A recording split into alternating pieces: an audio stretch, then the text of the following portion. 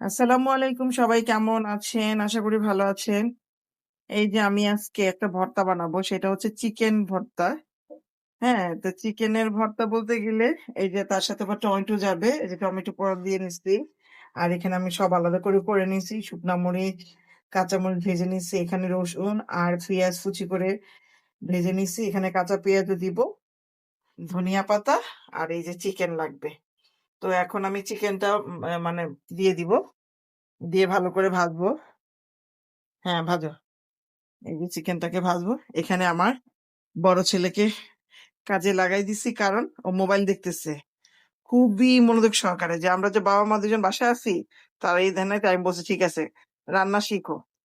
কারণ মা কখনো অসুস্থ হলে আল্লাহ মাফ করুক, যদি অসুস্থ হয় তখন তো একটু হলেও করে খেতে হবে। তাই চিকেন কিভাবে ভাজবে সেটাই আমি ওকে দেখাচ্ছি। আর কিছু না পারলেও চিকেনটা শর্টকাট আছে, করে খাওয়াইতে পারবে। একটু লবণ দিয়ে দিলাম। এখন আরো কিছু দিব। ভালো করে নাড়া দাও। হ্যাঁ,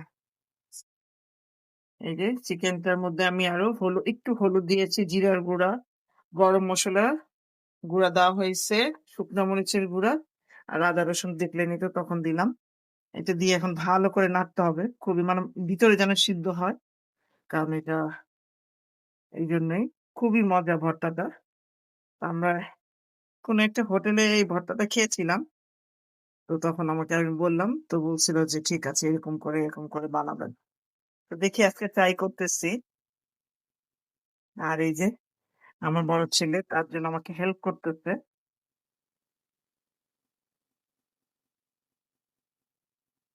এই যে আমার চিকেনটা একটু হালকা পোড়া টাইপের করে ভেজে নিলাম ওই মসলাটা দিয়ে।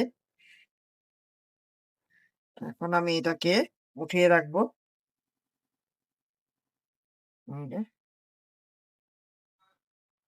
একটু পোড়া হবে, খেতে এত মজা ভর্তাটা।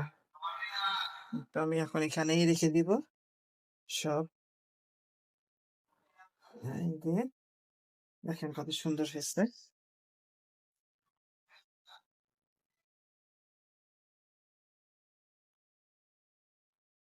আর আমি এখন টমেটোটা আমি এটার মধ্যে দিয়ে দিব।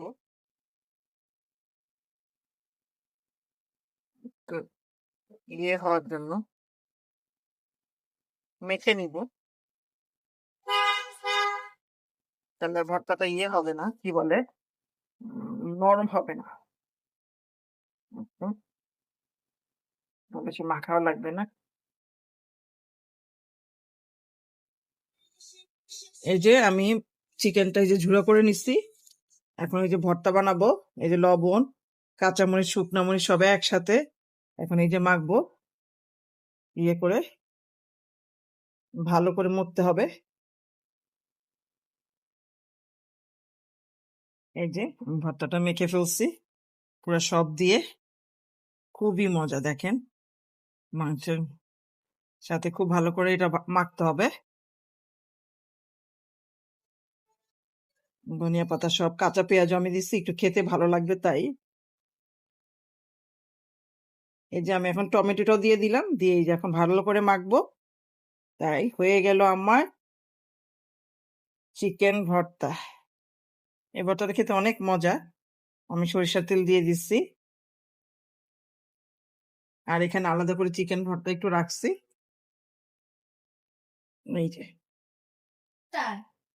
এই যে ভর্তা হয়ে গেছে। এটা হলো চিকেন ভর্তা, আর এটা হলো চিকেন প্লাস টমেটো মিলে মিক্সড ভর্তা। খুবই মজা। আমার ছেলে বলছে, আম্মু আমাদের যে একটু দাও।